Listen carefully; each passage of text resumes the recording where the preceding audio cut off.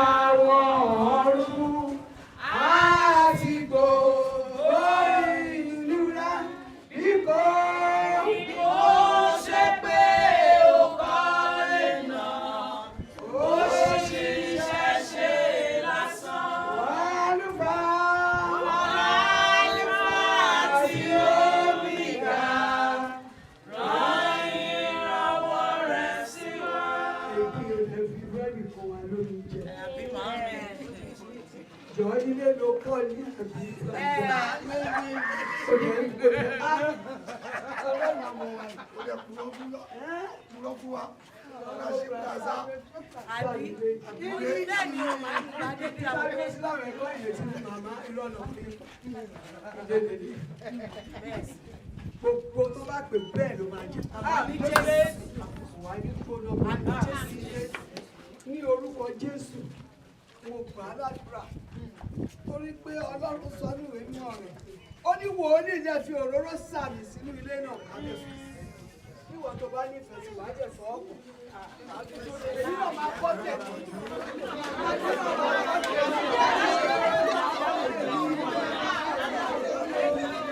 Àwọn bá yí ṣu.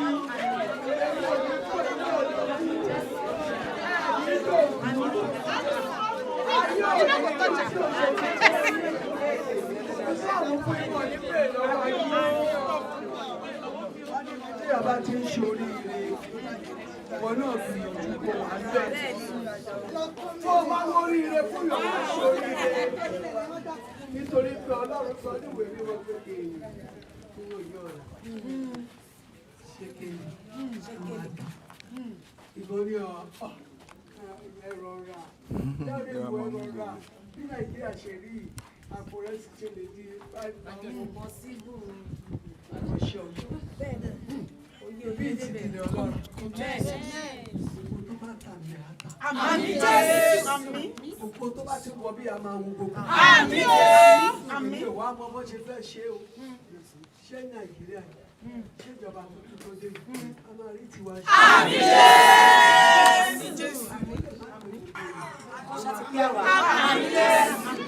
Egbin orí kò ṣe lé o wo bí Nàìjíríà ṣe rí.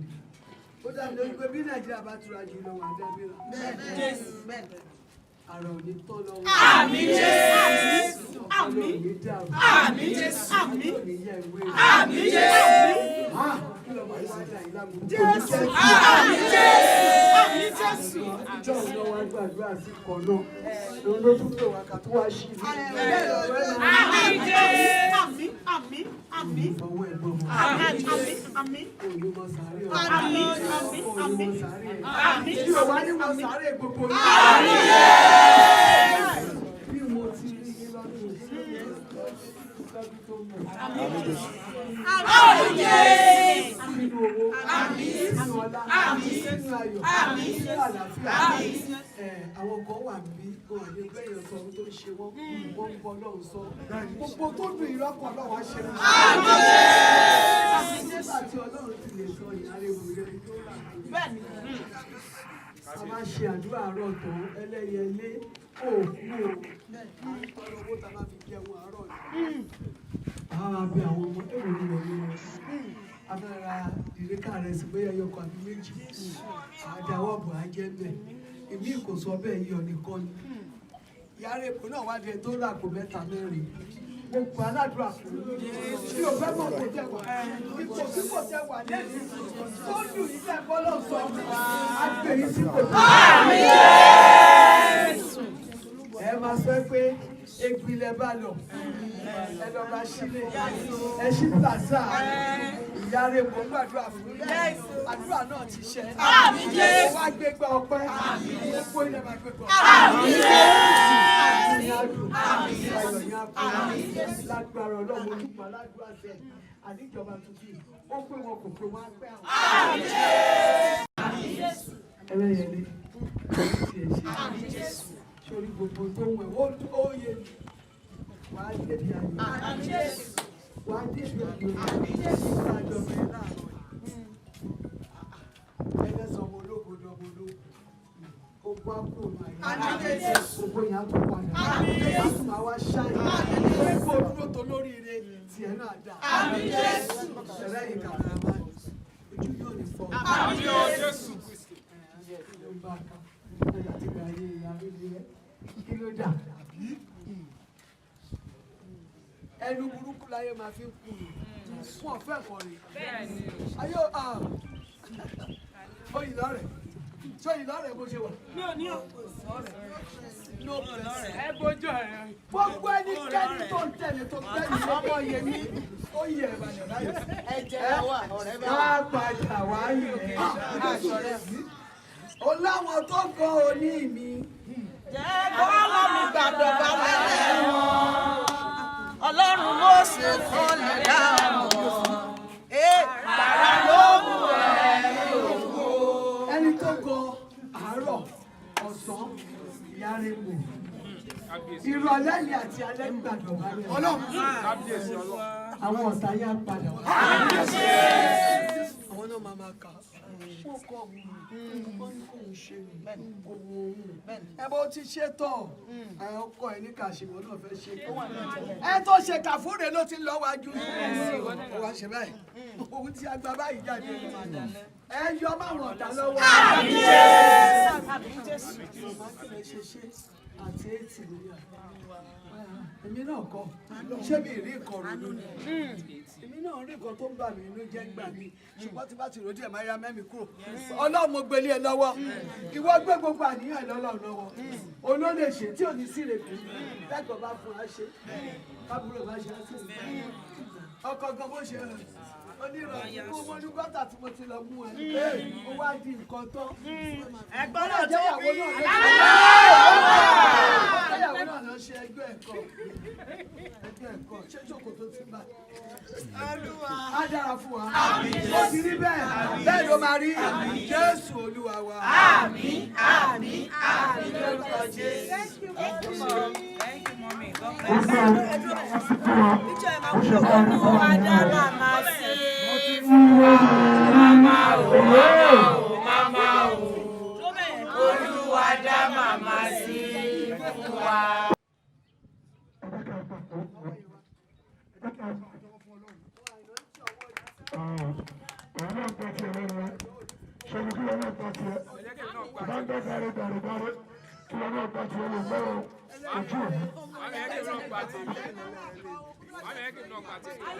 ìyá burúkú lọmọ ẹ máa ṣeré tí náà ò ní dùn tí àkọ́kọ́ jí láàárọ̀ tó gbélé kalẹ̀ bí ìgbà tó gbé nǹkan tó wù màámi ẹ wá lọ́wọ́ nǹkan tí mo ṣe ó yẹ kí inú ìyá yẹn dùn inú mi dùn lẹ́nu ọmọ yìí pòrọ̀ fún mi tẹ́ bá rí ní tó sọ fún mi màámi mo kọ́ plaza bíi yàrá méjì kan mo dẹ̀ fẹ́ ṣe mo fẹ́ kẹ́ wá ṣàdúrà fún mi ṣùgbọ́n síbẹ̀síbẹ̀ inú mi dùn má polongo ara ẹ jẹ́ káwọn ayé fojú rí torí pé ńgbà tá a débi tá a fojú ló yà wá lẹ́nu wọ́n ṣẹ̀ṣẹ̀ kọ́ lẹ́nu ṣáà ní plaza rí àti lọ sí plaza Ìbàdàn àti lọ sí London àti lamẹ́ríkà ṣùgbọ́n tiẹ̀ yìí kò polongo ara ẹ̀ ó dé ńgbà tá a débi arógo Ọlọ́run ògo Ọlọ́run náà ò ní bàjẹ́ nítorí pé Egbin ó múra síṣẹ́ ó focus pé Ọlọ́run fẹ́ ṣe nǹkan rẹ̀ nílé ayé yìí tó ń fi ní gbàgbé wọn ṣọ́ lè gbàgbé ẹ̀ pẹ̀lẹ́lẹ́ gbogbo tá a máa ṣe ní dáadáa táyé òfin ní gbàgbé wa òun lọ́lọ́ máa ṣe fún wa àtẹ̀yìn náà. báwa kí àwọn olólùfẹ́. Kilarigbo ò ní bàjẹ́ ẹ̀yin olólùfẹ́ mi this is Mama Rainbow Captain Mother Esther Idowu Phillips èmi náà rèé o ọmọ mi lè gbé o ó ṣe nǹkan rẹ o ẹ máa bọ̀ ń bẹ̀ ẹ máa bá ara jà ká máa tà kádùá máa gbà ká máa yọ̀pì ó ti rí bẹ́ẹ̀ bẹ́ẹ̀ ló máa rí Jésù Olúwa wa. èmi kò lè ṣe kémi má yin Olúwa ẹni tó bá fẹ́ dáadáa kókó bàbá mi ló jẹ́ àgbà òye ṣé bàbá mi ló jẹ́ Ọlọ́run àgbà òye ṣé èmi kò lè ṣe kémi má yin Olúwa o hallelujah hallelujah. Without wasting our time, my name is Abushitu at the media to the governor of Osun State, Senator Demola Adeleke Imole. Now I want to call on my Oga House Honorable WC. Please just come over here. Please come over here, sir. That's the boss of the boss. And all Lota Yomi, Iyawa Yadada, and tell them about me back from Tosi Mok Bafro, Tosi Bafro, Tosi Bomak Bafro, see, Tony Badger for Lai. I want to call on the prophetess. Mommy, please, you're welcome. You're welcome. You're welcome, please. And without wasting our time, I want to call up Iyami Olori Agbaye ni ṣe pé wọ́n. Mami ẹ bá ń dìde kò ní bàjẹ́ fún yín. Ẹlẹ́yẹlẹ́rù ó bá ọ lọ. Àforí àforùn náà ni. Ìfẹ́ mo ní sí wọn, ó mọ ìyàtọ̀. Yeah, please, mommy, come around, please. Behind our prophet says, Honorable Adabisi, please, behind her, please. And I want to call on Egbin because everything about her is God, is Jesus. Everything she knows is God, is Jesus. Am I right? Everything she knows what? Is God, Jesus. I want to call on JES Jesus and cut this cake to the glory of the God Almighty. Ó bẹ̀rẹ̀ ìgbà tó bẹ̀rẹ̀ àwọn ò sí ń bẹ̀ Ọlọ́run wà ń bẹ̀ ìgbà tó ralẹ̀ a sí ń bẹ̀ Ọlọ́run wà ń bẹ̀ ìgbà tó ń gbé búlọ̀kù a sí ń bẹ̀ Ọlọ́run wà ń bẹ̀ ṣùgbọ́n àwa ń bí lónìí láti ìpínlẹ̀ Ọ̀ṣun ẹ̀yin nu òtítẹ́ fi wọ́n mi lè àdúgbò lọ́wọ́ lọ. Please I want to call on God Almighty. Let me call on the J.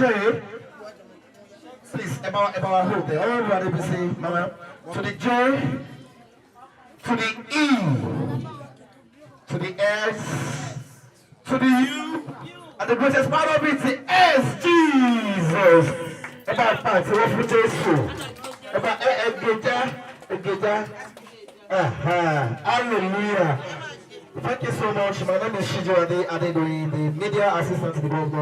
of Osun State, Senator Ademola Adeleke. Wọ́n ní á kí yín o, wọ́n ní á kí ìyá wa.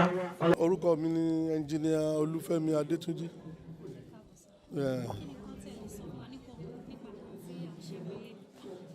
Nǹkan tí mo lè sọ ni pé nǹkan tá à ń ṣe bí jẹ́ nǹkan ìdùnnú. Nítorí Egbin Orun jẹ́ ẹni tí mo ti mọ̀ láti year coronavirus year 2020. Òun ni a mọ́ra.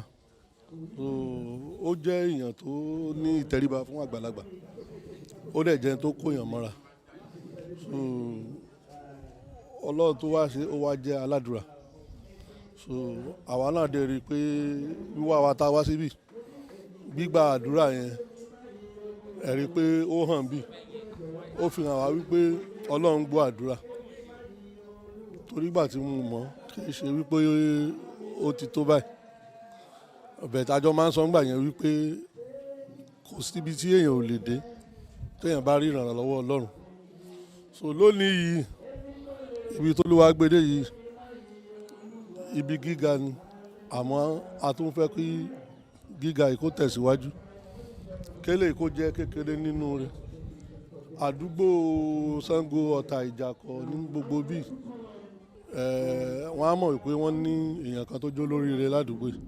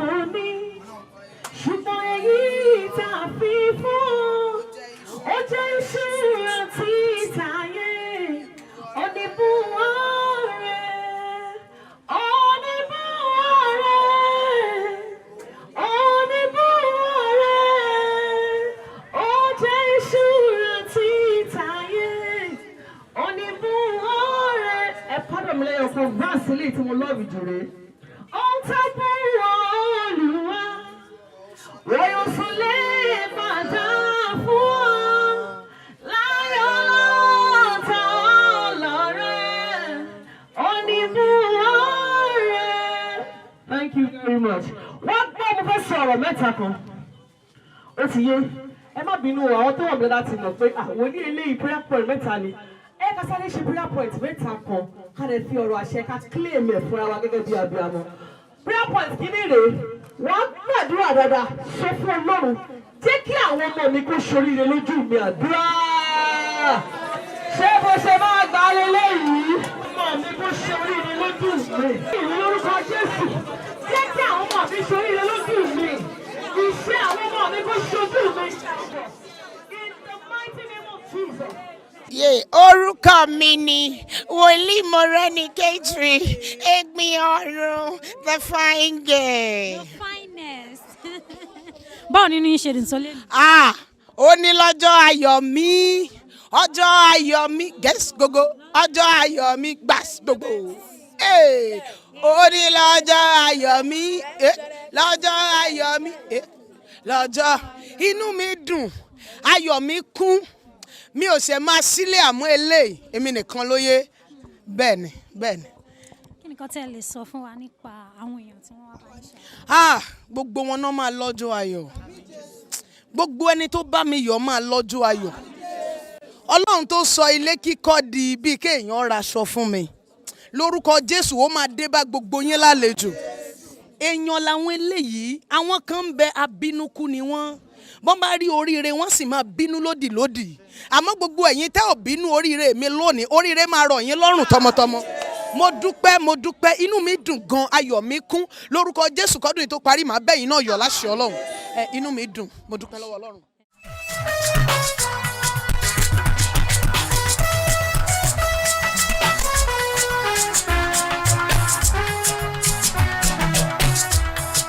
Ó ní ìwà tó